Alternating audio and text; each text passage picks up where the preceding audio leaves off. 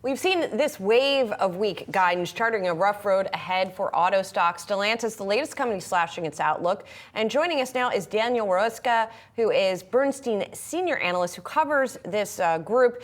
And I'm curious, we've been trying to sort of get our arms around what is happening in the auto industry, particularly when you look at North America versus Europe. Stellantis obviously, kind of straddles the two regions. How are you viewing the differing challenges here? Hey, Julie.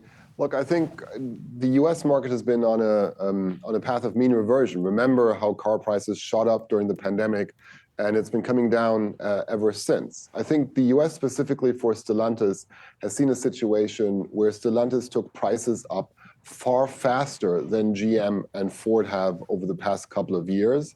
And the product quality really didn't catch up. And that's one part we're seeing right now. In addition to the inventory Prav just mentioned, there is a price correction required here.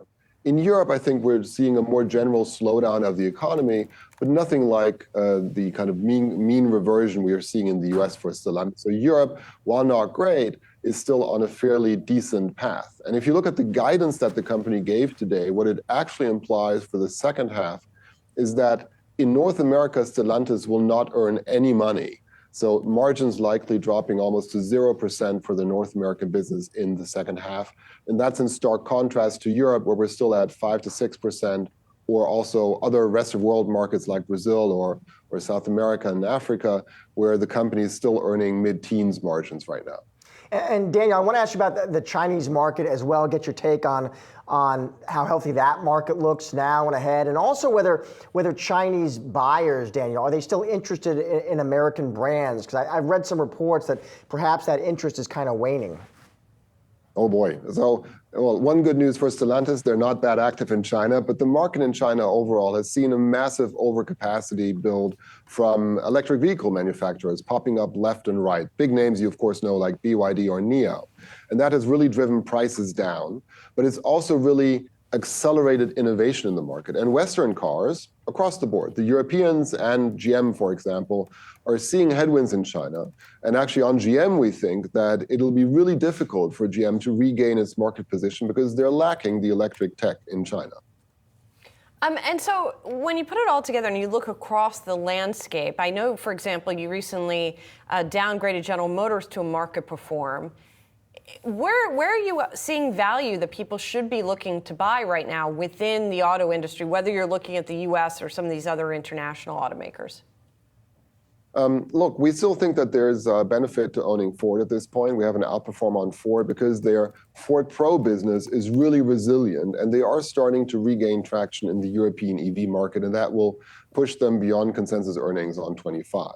But quite honestly, on the OEM side, so if you're really just thinking about the broad OEM stroke, it's tough, right? Because we are in a stagnating market at this point in time, both globally and in Europe and the US. And so I think if you're looking beyond the OEMs, you really want to think through where are some of the big growth areas. And big growth areas still remain electric vehicles where there is growth, but also increasingly technologies and companies that are geared to plug-in hybrids, where we've seen quite a pickup in demand in the US. Looks like American consumers are much more comfortable going into a plug-in hybrid before really switching to fully electric vehicles. And so I would say if you look beyond the OEMs up the supply chain, then you want to look at companies who are really strong in plug-in hybrids. Daniel, sometimes you'll see this commentary, kind of a broader question for you, where folks will say that they steer clear of Ford and GM because they don't think those names ultimately long-term are positioned to capitalize on where the industry is really headed, software, autonomy. What's your take on that? Well, it's a fair argument. The big discussion, if you talk to long-term investors about the Detroit 3, clearly is the terminal value and how much of that terminal value is real. And look, auto stocks, difficult on a 10-year period. I would strongly, our recommendation has always been, look, you want to look at these companies on a kind of 6 to 18, maybe 24-month basis. That's how you need to phrase the investment thesis. If you think about those three challenges, I can only underscore that, right? Traditional automakers need to transform their production from combustion engine drivetrains to electric. And we can argue about the pace, right? It's a little bit slowing down maybe, but the ultimate goal is the same. At the same point, they really need to increase their value chain and their capabilities on software. And I'd even add, it's not just robo-taxis on the end, it's the whole application of AI in the car, right? From how you use that for in-cabin sensing to the car driving itself. And at Bernstein, we often like to talk about the 3 stages of the world, right? Because in China, most of the successful electric manufacturers have mastered EVs. They've mastered software to a great extent, and they're thinking actively about where AI can play a role in the car. I'd say Europeans are 4 years behind China, and so they're making EVs that are profitable. They're thinking about software, but they're preoccupied and don't have that much bandwidth to think about AI. And in the US, if we look at Ford and GM and Stellantis to some extent, they're still trying to figure out how to build profitable electric vehicles. They're 4 or 5 years behind the European space.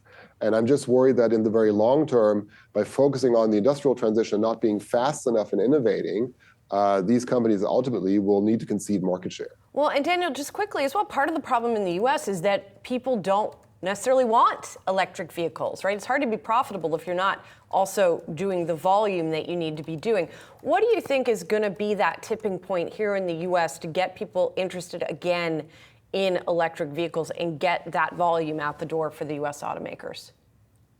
2-part answer. Number one, it's not quite that bad, right? So if you actually look at the data, and we did a really deep analysis on state level data, we've got a couple of states, New Jersey, Washington State, for example, who are almost California-like. Not quite, but they're kind of on that growth curve of California. And so we see kind of a group of 10, 15 states where EVs probably have crossed the Rubicon, and that will continue to go. So there's a question from a policy perspective, which will be interesting in November, how kind of the other 40 states or other 35 states we have on that list, how they get kind of up that curve. And from a consumer point of view, it's been, the common complaints are 3. Number one, these cars are too damn expensive. Number 2, they don't go far enough. And number 3, the type of car I want to buy isn't even in the market, right? Think about small crossovers or those formats. All of those are being addressed. It won't be a quick fix.